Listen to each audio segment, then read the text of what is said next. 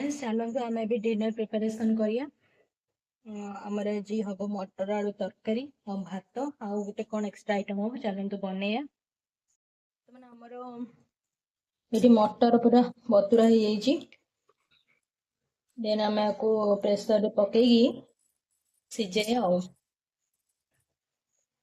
केते बढ़िया से देखा आमर यहाँ माने गोटे छोट एक्वेरियम ता सहित फिश अच्छा मनी प्लांट केमती देखा आप निहाती कमेंट बॉक्स रे जनइबे। आ जेन्स भी पड़ी देखते ग्रीन कलर फिश दीटा अच्छा जे मनी प्लांट बहुत ऑक्सीजन फ्लो हुए अच्छी।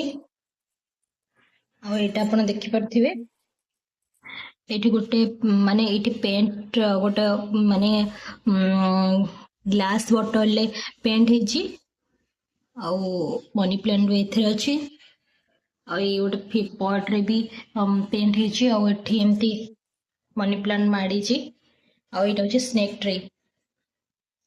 ये जस्ट तार मूल चेर माने कण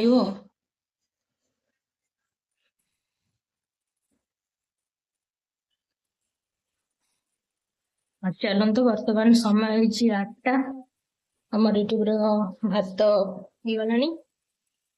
गला प्रेसर मसला थी मटर सीधा आमर झुड़ंग आलू भजा